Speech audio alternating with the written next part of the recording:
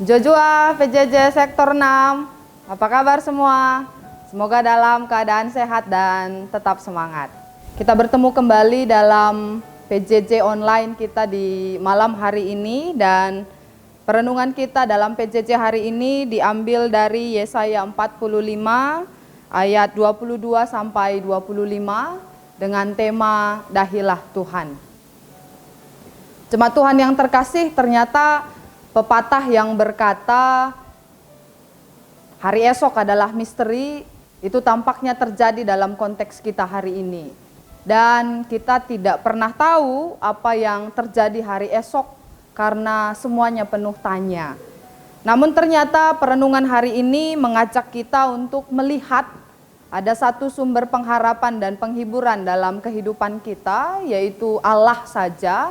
Sebagaimana yang disaksikan oleh seorang nabi bernama Yesaya kepada umat Israel yang kala itu berada dalam kondisi yang sangat terpuruk, sekaligus juga dalam keterpurukan mereka justru mencari ilah lain, menyembah dewa Baal, yang dari sanalah kemudian Tuhan berseru kepada mereka untuk kembali kepada Allah Sang Pencipta dan Penguasa kehidupan.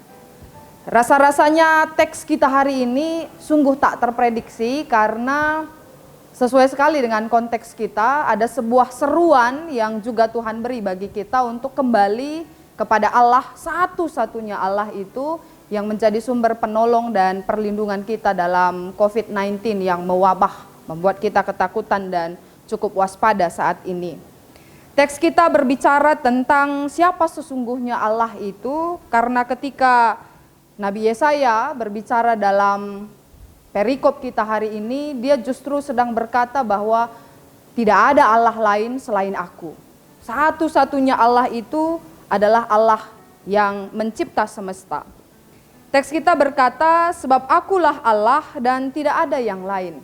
Ini mengajak kita untuk melihat bahwa satu-satunya sumber pengharapan kita dalam kondisi keterpurukan saat ini hanya berharap dan bergantung kepada Allah. Tapi ternyata seruan yang disampaikan oleh Allah melalui Nabi Yesaya hari ini mengajak seluruh umat Israel kala itu untuk kembali kepada Allah yang adalah Sang Penciptanya. Allah itu adalah Allah yang menjadikan semesta, Allah yang menentukan segala sesuatu, dan kemudian dalam peristiwa pengalaman hidup mereka seutuhnya mestinya bergantung kepada Allah.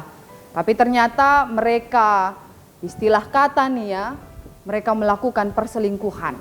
Perselingkuhan kepada yang bukan seharusnya, yang mereka lakukan kepada Allah lain, dewa Baal. Mereka membuat patung yang sebenarnya mereka tidak bisa memperoleh pertolongan dari sana. Dan oleh karena itu Allah berseru, kembalilah kepadaku. Perenungan kita hari ini cukup jelas memperlihatkan apa yang harus dilakukan oleh bangsa Israel. Pada bagian pertama, pada ayat 22, Allah berbicara kepada mereka melalui Nabi Yesaya dengan berkata, berpalinglah.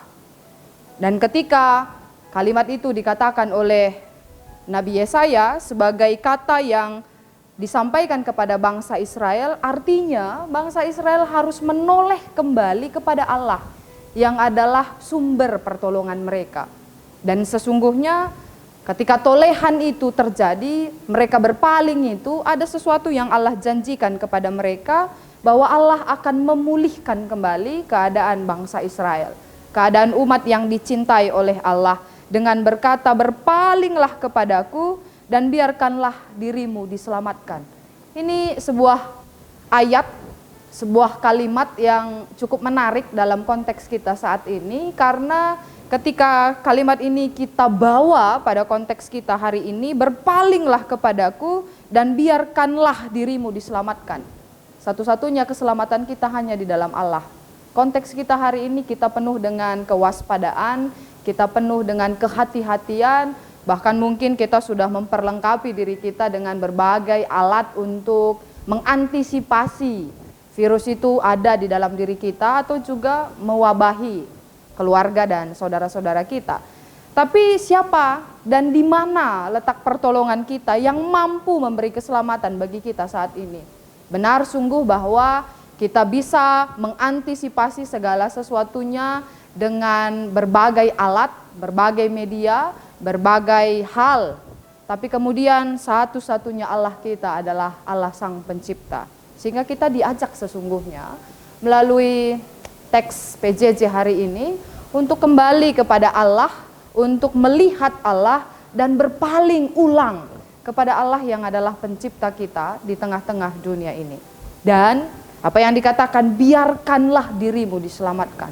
Ini menarik sekali, bahwa ketika bangsa Israel menganggap patung itu, berhala itu bisa memberi keselamatan bagi mereka, ternyata Tuhan berkata, tidak di sana keselamatanmu, tapi keselamatanmu ada di Aku. Akulah Allah dan tidak ada yang lain. Dan bahkan dalam pembacaan hari ini dikatakan Allah pun bersumpah, dan dia bersumpah demi dirinya sendiri, karena dialah yang paling tinggi dan berkuasa, dan Allah yang demikian yang mencipta segala sesuatu sekaligus membawa semua orang untuk bertekuk lutut dan bersumpah setia terhadap Dia. Rasa-rasanya tidak ada daya kita untuk berpaling dari Allah saat ini. Satu-satunya hanya menghadap Allah. Dan tentu dalam proses yang kita lakukan hari ini, kita ber-PJJ secara virtual, secara menggunakan IT ini menandakan bahwa kita sungguh ingin menjawab seruan Allah itu untuk kembali kepada Dia. Dan kita mengimani ketika kita mendatangi Tuhan, sebagaimana teks khotbah kita dalam perenungan PJJ hari ini, dahilah Tuhan, Tuhan sedang membuka tangannya untuk kita, memberi kesempatan kembali kepadanya. Dan kita menyambutnya dengan menyatakan setia kita kepada Allah. Tidak ada sumber pertolongan lain selain Allah. Dan itu kita imani, Tuhan menolong kita dalam proses yang tak terprediksi saat ini.